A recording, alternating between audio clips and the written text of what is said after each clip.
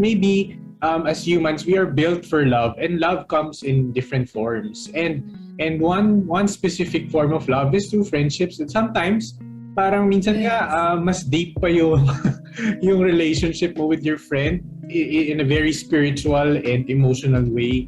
Siguro wala yung physical how do you say that? Bonding with one. Pero you really appreciate and you realize this is something very precious and wonderful and beautiful, di ba?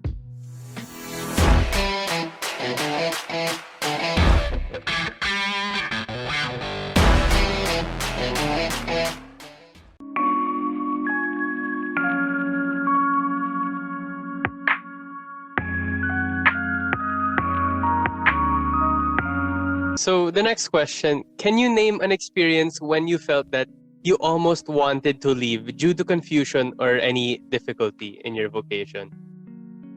Today, kasi may interview so nakakatakot. Baka may masabi akong masama. No,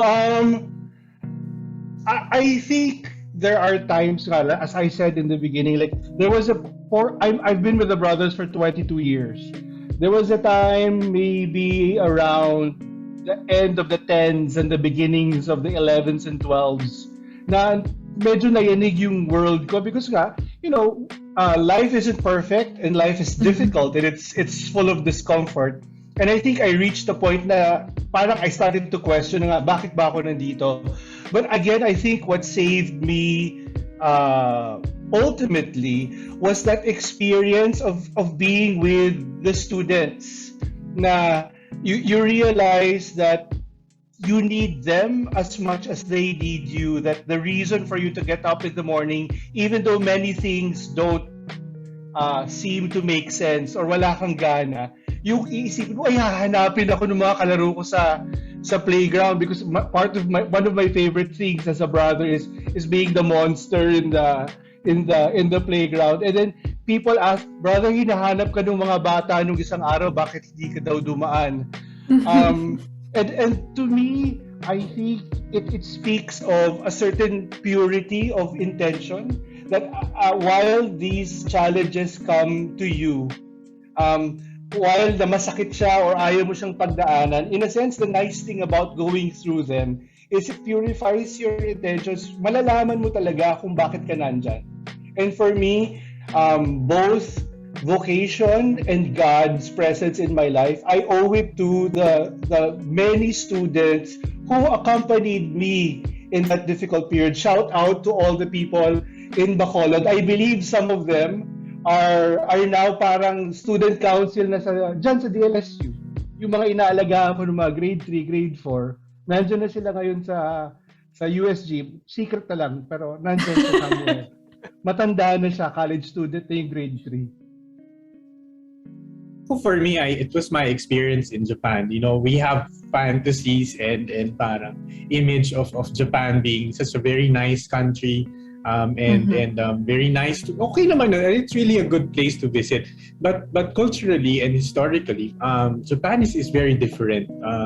In fact, I could even dare say that it's an irreligious country. So as a religious, coming to a country without religion or having the same notion of religion is very how do you say, dangerous, if not, very scary. So I felt like I wasn't making any contribution because of course the language is different, the way of teaching is different, the way they relate with their teachers is very much different. So how we measure contribution here in the Philippines is very much different from how it is in Japan. So for us, kagaya ni Brother Arian, you just go out of the school with your habit and they recognize you're a brother. You just speak to them freely anytime.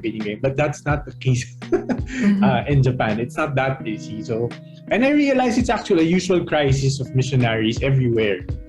When you come into a foreign country with a different language and culture, you are there because you believe God asks you to be there, but you're not supposed to measure your success with your own measurements. You will just have to follow where God leads you, and sometimes that's difficult. And I think that was a very difficult experience for me. But I'm happy that I was able to learn a lot from that.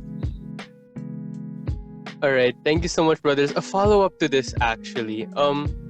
Now that you mentioned your personal experiences with struggling or thinking about leaving the vocation, how did you deal with these feelings or these emotions in a more internal sense or in a reflection kind of sense? How did you deal with them and get back on your feet? I think the first thing, iba, parang sabi nga nila, the first step is for you to acknowledge na nahihirapan ka. It's for you to be honest with yourself and to say things aren't fine.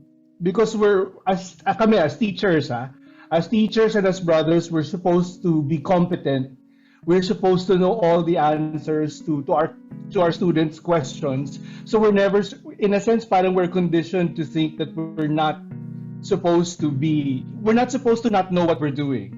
But I think for me, the best thing for me so far, the beginning of the process is for me to say, hindi ko na yata kaya itong ginagawa ko. Or ay kailangan ko na sigurong aminin na nahihirapan na ako. And maybe it's time for me to reach out and ask for help. But also part of the acknowledgement of your difficulty is giving yourself time to actually go through all of these emotions. You know, something that this world doesn't give us. Brother Armin likes to say, you let it. What is Jesus telling you? How do you let Jesus tell you when you don't have time? So I think one of the things we need to do is first acknowledge, and with that acknowledgement, kailangan mong sabihin na bibigyan ko yung sarili ko ng panahon na maging incompetent, ng panahon na hindi ko alam. And at the same time say, it's time for me to ask for help.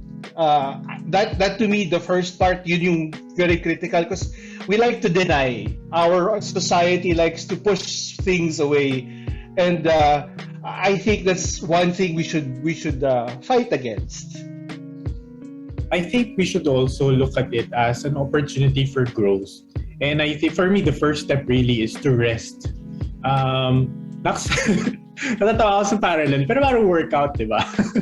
pero kasi di ba, kailangan, important yung rest, no? And when you work out, di ba, parang you damage your muscles. And I think, ganun yung nangyayari with any work, with any type of vocation. But you'll have to rest so that you can recover and actually build more. So, I think it's very normal for us. As with any vocation, I think even married people need to rest as well, and that doubting actually is a sign that you are in need of growth. So it's a normal process of growth, I suppose. Retail therapy, wala, Brother Aikee. Wala. With the limited resources that you may have. Window shopping. Lazada window shopping. Retail sari-sari store, ganyan. Pwede.